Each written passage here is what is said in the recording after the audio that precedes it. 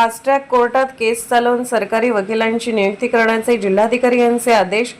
कुपवाडमध्ये स्वातंत्र्यदिनी जिहादी फरीद शेख यांनी किरकोळ वादातून हिंदू मराठा समाजातील मोहन केसरेकर व मनीषा केसरेकर या पती पत्नीवर हातोड्याने व मटण कापण्याच्या सुरीने जीवघेणा हल्ला चढवल्यामुळे मनीषा केसरेकर या हिंदू महिलेचा जागीच मृत्यू झाला व मोहन केसरेकर हे सध्या मृत्यूशी झुंज देत आहेत। तर या प्रकरणामुळे समाजात तणावाचे वातावरण निर्माण झाले आहे।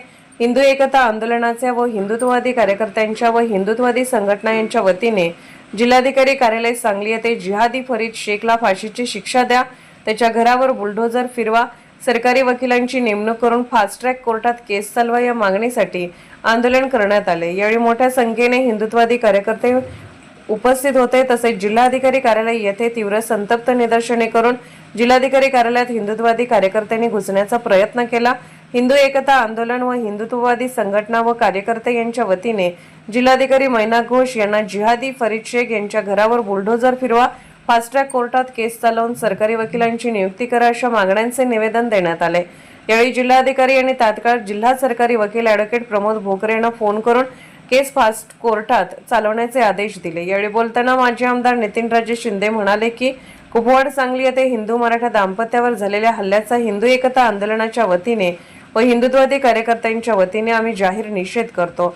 आताच आम्ही निवेदन दिल्यानंतर जिल्हाधिकारी मैना घोष यांनी सरकारी वकिलांची नेमणूक करून केस फास्ट ट्रॅक कोर्टात चालवण्याचे आदेश दिले व आता त्या जिहादी फरीद शेखने परवानगी न घेता बांधलेल्या घरावर बुलडोझर फिरवून घर जमीनदोस्त करा, अन्यथा हिंदुत्ववादी कार्यकर्ते व त्यांचे घर जमीनदोस्त करतील।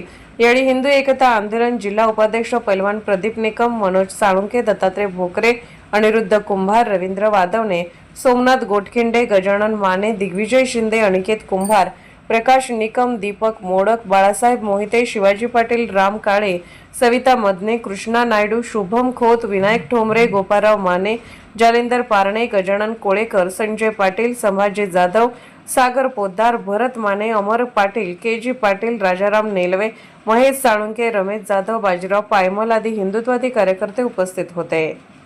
त्या इतिहासात अशी पहिली घटना घडलेली आहे की एका हिंदू महिलेचा कट्टरपंथीय जिहादी मुस्लिम यानं चाकून भोसकून हत्या केलेली आहे आणि इतकी ती हत्या निर्घृणपणे केलेली आहे की सत्तूरनं तिला त्या महिलेला भोसकलेला आहे आणि तिच्या पतीच्या डोक्यामध्ये हातोडी घालून त्यालाही त्याची हत्या करण्याचा प्रयत्न केलेला आहे। त्यामुळं हिंदू एकता आंदोलन संघटना महाराष्ट्र राज्य आणि त्याचबरोबर सर्व हिंदुत्ववादी संघटना यांची मागणी आहे की त्या ठिकाणी हा जो फरीद शेख हा कट्टरपंथीय जिहादी लांडा आहे याच्या घरावर ताबडतोब बुलडोझर फिरवला पाहिजे। फास्ट ट्रॅक कोर्टामध्ये खटला चालून त्याला फाशीची शिक्षा झाली पाहिजे। चांगल्या सरकारी वकिलाची त्या ठिकाणी नियुक्ती झाली पाहिजे। अशा पद्धतीच्या मागण्या आम्ही केलेल्या आहेत, परंतु त्यानं त्या आमच्या हिंदू मातेची जी निर्घृणपणे हत्या केली आहे तशी त्याची शिक्षाही अत्यंत क्रूर पद्धतीनं त्याला शिक्षा झाली पाहिजे।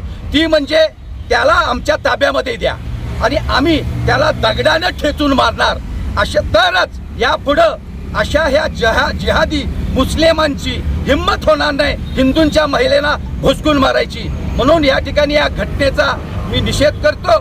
आमच्या मागण्या सरकारनं मान्य करून ताबडतोब फास्ट ट्रॅक कोर्टामध्ये हे केस चालवून त्याला फाशीची शिक्षा लावण्यासाठी सरकारी वकिलाची नियुक्ती करून जर त्याच्या घरावर जर बुलडोझर फिरवला नाही तर ह्याच्यापेक्षा मोठ्या प्रमाणामध्ये सर्व हिंदू समाजाच्या बांधवांना भगिनीला मातांना रस्त्यावर उतरून मोठा मोर्चा करून या सगळ्या मान्य या सरकारला मान्य करायला लावल्याशिवाय आम्ही स्वस्थ बसणार नाही असा इशारा मी सर्व हिंदू समाजाच्या वतीने देतो।